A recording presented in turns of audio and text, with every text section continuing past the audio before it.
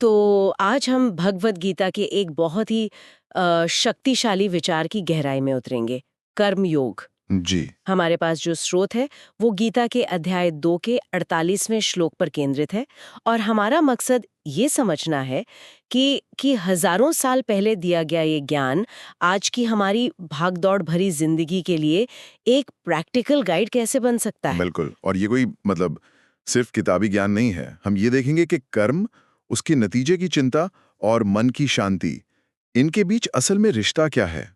हम्म।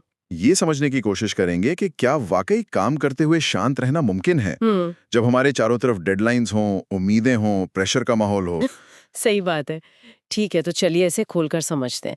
सबसे पहले मुझे लगता है कॉन्टेक्स्ट बहुत जरूरी है। हाँ, वो तो सबसे जरूरी है। ये सलाह दी कहाँ जा रही है? ये कुरुक्षेत्र का युद्ध है का मैदान है। दो सेनाएं आमने सामने खड़ी हैं और अर्जुन, जो कि सबसे बड़ा योद्धा है, उसने हथियार डाल दिए हैं। हम्म। वो अपने परिवार वालों के खिलाफ लड़ने के विचार से मतलब पूरी तरह टूट चुका है। और यही बात इसे इतना असाधारण बना देती है। ये कोई शांत आश्रम या मेडिटेशन हॉल में दिया गया उपदेश नहीं है। नहीं, बिल्कुल नहीं। ये जीवन के सबसे बड़े संकट, सबसे बड़े कंफ्यूजन के बीच दी गई सलाह है। अर्जुन की हालत वैसी ही है जैसी कभी-कभी हमारी होती है। हाँ। जब हम किसी मुश्किल फैसले, किसी करियर क्राइसिस या किसी रिश्ते की उलझन में फंसे होते हैं, तो कृष्ण का जो जवाब है वो सिर्फ एक धार्मिक उपदेश नहीं है। तो वो क्या है? वो एक तरह की साइकोलॉजिकल फर्स्ट एड है। वाह, साइकोलॉजिकल फर्स्ट एड।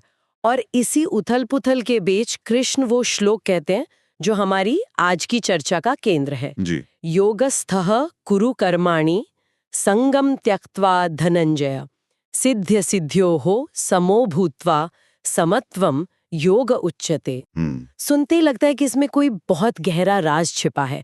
अगर इसका सार समझना हो तो हमारे स्रोत के हिसाब से वो क्या होगा? स्रोत के अनुसार इसका सीधा और बहुत ही शक्तिशाली संदेश है। हे अर्जुन, तुम योग में स्थित होकर फल की आसक्ति को त्याग कर और सफलता असफलता में समान भाव रखते हुए अपने कर्म करो। ओके। इसी समभाव को योग कहा जाता है। इसमें एक्शन, डिटैचमेंट और मेंटल बैलेंस, इन तीनों का एक पूरा फॉर्मूला है। चलिए इसी फॉर्मूले को डिकोड करते हैं। पहला हिस्सा है योगस्थः कुरु कर्माणि, यानी योग में स्थित होकर कर्म करो। जब मैं योगस्थ सुनती हूँ तो मेरे दिमाग में सीधे किसी योगासन की तस्वीर आती है। पर युद्ध के मैदान में कोई आसन कैसे लगा सकता है? तो यहाँ इसका क्या मतलब है? आपने बिल्कुल सही पॉइंट पकड़ा। यही सबसे आम गलतफहमी है। यहाँ योगस्थ का मतलब किसी शारीरिक मुद्रा से है ही नहीं। अच्छा। ये एक मानसिक अवस्था है। इसका मतलब है अपने केंद्र में स्थिर रहना, अपने आप में टिके रहना। सोचिए, बाहर भयंकर शोर है, युद्ध की तैयारी है, तनाव चरम पर है, और कृष्ण कह रहे हैं कि इन सब बाहरी झंझावातों के बीच अपने अंदर की शांति में स्थिर रहो और फिर उस शांति के साथ अपना काम करो। तो ये एक तरह से जैसे तूफान के केंद्र में शांत खड़े रहना। बिल्कुल। चारों तरफ सब कुछ घूम रहा है लेकिन आप अपने सेंटर में स्थिर हैं। ये कॉन्सेप्ट तो आज के कॉर्पोरेट वर्ल्ड के लिए कितना रेलेवेंट है। बहुत ज्यादा। जहाँ मल्टीटास्किंग लगातार आती ईमेल्स और मीटिंग्स का एक तूफान हमेशा चलता रहता है। बिल्कुल। इसे आज की भाषा में हम फ्लो स्टेट से जोड़कर देख सकते हैं। Okay, flow state. हाँ, जहाँ आप अपने काम में इतने डूब जाते हैं कि बाहरी दुनिया का शोर आप पर असर नहीं करता। योगस्थ होने का मतलब है कि आप एक्शन में तो हैं, लेकिन आपका मन शांत और केंद्रित है। आप काम कर रहे हैं, काम आपको नहीं चला रहा। मतलब आप पैनिक नहीं कर रहे हैं, आप परफॉर्म कर रहे हैं। एग्जैक्टली, आप पैनिक नहीं कर रहे हैं, आप परफॉर्म कर रहे हैं। वाह, ये तो एक्शन के लिए एक बिल्कुल नया नजरिया है। अब आते हैं अगले हिस्से पर जो जो शायद सबसे मुश्किल है, संगम त्यक्त्वा।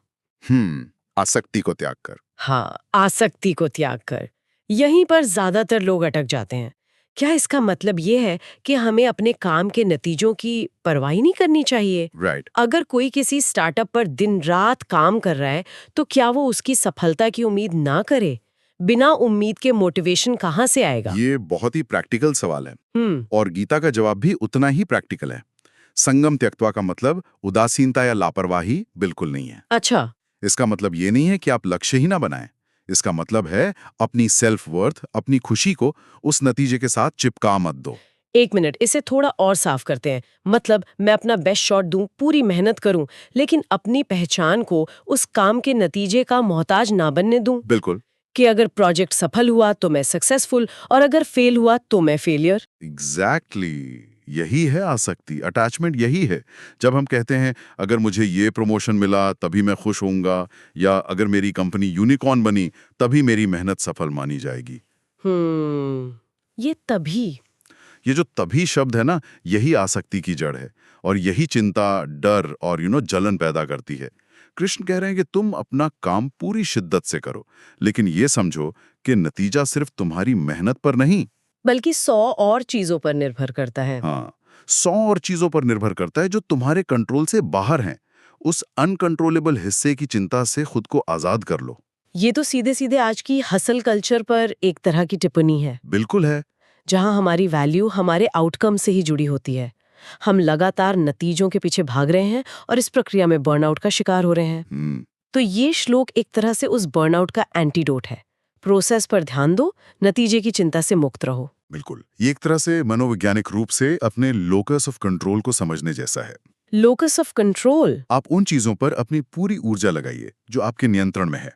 आपका प्रयास, आपकी निष्ठा, आपकी तैयारी। राइट। और जो आपके नियंत्रण से बाहर है, यानी अंतिम परिणाम, उसे स्वीकार करना सीखिए। एक सर्जन अपना पूरा कौशल लगाकर ऑपरेशन करता है, पर मरीज का ठीक होना कई और फैक्टर्स पर भी तो निर्भर करता है। सही बात है। अगर वो हर नतीजे से अपनी काबिलियत को जोड़ने लगे तो वो हर रोज भावनात्मक रूप से टूट जाएगा। ये बहुत दमदार उदाहरण है, और ये हमें श्लोक के तीसरे हिस्से पर लाता है, जो इसी आइडिया को और ऊंचे लेवल पर ले जाता है। जी। सिद्ध्य सिद्ध्योः समो भूत्वा, यानी सफलता और असफलता में समान होकर। ईमानदारी से कहूं तो ये सुनने में लगभग अमानवीय लगता है। अगर महीनों की मेहनत के बाद मेरा प्रोजेक्ट कामयाब होता है तो मैं जश्न मनाऊंगी, और अगर नाकाम होता है तो जाहिर है मुझे दुख होगा। कोई इन दोनों में एक जैसा कैसे रह सकता है? देखिए, यहाँ समान होने का मतलब भावनाओं को खत्म कर देना नहीं है। अच्छा। ऐसा नहीं है कि आपको खुशी या दुख महसूस ही नहीं होगा। आप इंसान हैं, रोबोट नहीं। यहाँ सम होने का मतलब है कि आप इन भावनाओं के गुलाम ना बने। गुलाम ना बने मतलब सफलता मिलने पर आप इतने ज्यादा उत्साहित ना हो जाएं कि आपके पैर जमीन पर ही ना रहें और आप में अहंकार आ जाए, और असफलता मिलने पर आप इतने ज्यादा निराश ना हो जाएं कि आप खुद को बेकार समझने लगें और दोबारा कोशिश करने की हिम्मत ही खो दें। बिल्कुल, यही है। अच्छा, तो ये इमोशनल रेगुलेशन के बारे में है। मतलब भावनाओं की लहरें तो आएंगी, लेकिन आप उनमें बह नहीं जाएंगे। आप एक सर्फर की तरह उन लहरों पर सवारी करेंगे, उनकी नीचे डूबेंगे नहीं। क्या खूब कहा, बिल्कुल यही बात है। ये एक ऐसी मानसिक मजबूती है जहां आप परिणाम को सिर्फ एक फीडबैक या एक सूचना की तरह देखते हैं। अपनी कीमत के सर्टिफिकेट की तरह नहीं। नहीं, अपनी कीमत के सर्टिफिकेट की तरह नहीं। सफलता मिली, बहुत अच्छा, हमने क्या सही किया उसे सीखते हैं और आगे बढ़ते हैं। असफलता मिली, ठीक है, कहाँ कमी रह गई उसे सीखते हैं और फिर आगे बढ़ते हैं। दोनों ही सूरतों में आपकी मन की शांति, आपका आंतरिक संतुलन, वो भंग नहीं होता। आप गेम में बने रहते हैं। और अब हम श्लोक के आखिरी हिस्से पर आते हैं, जो इन सब धागों को एक साथ बांध देता है। समत्वम योग उच्यते। जी।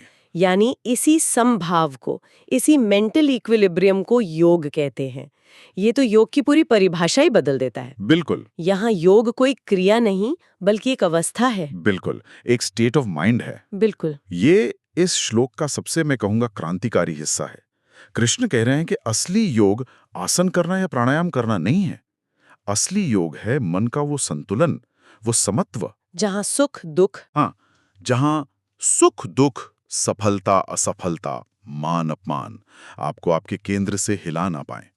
और सबसे खूबसूरत बात यह है कि इस अवस्था को पाने के लिए आपको दुनिया छोड़कर किसी गुफा में जाने की जरूरत नहीं है। तो आप ये कह रहे हैं कि हम अपने ऑफिस में, अपनी दुकान पर, अपने घर में रोजमर्रा के काम करते हुए भी योगी हो सकते हैं। हाँ, यही तो कर्मयोग का सार है। अच्छा। अपने काम को ही साधना बना लेना। जब आप अपना कर्तव्य पूरी निष्ठा से करते हैं, फल की चिंता से मुक्त होकर करते हैं और हर नतीजे को संभाव से स्वीकार करते हैं, तो आपका कर्म ही आपका ध्यान बन जाता है, आपका ऑफिस ही आपका आश्रम बन जाता है। ये जो मानसिक शांति आपको मिलती है, वही सच्चा योग है।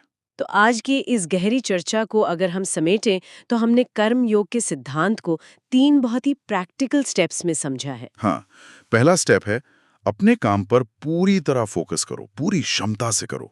कुरु कर्माणि, जो भी काम हाथ में है उसे पूजा की तरह करो। दूसरा स्टेप, उस काम के नतीजे से अपनी खुशी और अपनी सेल्फ वर्थ को मत जोड़ो। संगम त्यक्त्वा। हाँ, संगम त्यक्त्वा।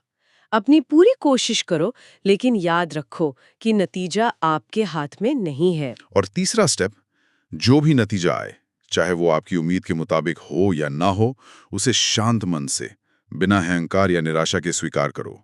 समो भूतवा। और यही मानसिक संतुलन, यही समत्व ही सच्चा योग है। ये एक ऐसा आइडिया है जो सिर्फ आध्यात्मिक नहीं बल्कि हमारी मेंटल हेल्थ के लिए एक बहुत पावरफुल टूल है। बहुत ज्यादा। आज के समय में जहां एंजाइटी, स्ट्रेस और परफॉर्मेंस प्रेशर इतनी आम समस्याएं हैं, यह सिद्धांत एक प्रैक्टिकल रास्ता दिखाता है। बिल्कुल। ये स्रोत हमें कर्म और उसके फल के साथ हमारे रिश्ते पर दोबारा सोचने के लिए मजबूर करता है। तो यहाँ सुनने वालों के लिए सोचने के लिए एक विचार है। जरूर। हम सब की जिंदगी में इस वक्त कोई ना कोई ऐसा काम या प्रोजेक्ट जरूर होगा जिसकी हमें बहुत ज्यादा चिंता है। बिल्कुल होता है। शायद कोई एग्जाम, कोई जॉब इंटरव्यू, कोई मुश्किल बातचीत या कोई बड़ा टारगेट। राइट। जरा सोचिए, अगर हम उस काम के नतीजे की चिंता को कुछ देर के लिए एक तरफ रख दें और अपनी सारी ऊर्जा सिर्फ उस काम को करने की प्रक्रिया में, उसे बेहतरीन ढंग से करने में लगा दें, तो हमारे अनुभव में क्या बदलाव आएगा? क्या असली जीत सिर्फ उस नतीजे में है जो भविष्य में मिलेगा, या उस मानसिक शांति और फोकस में भी है जो हम उस काम को करते हुए अभी इसी पल हासिल कर सकते हैं?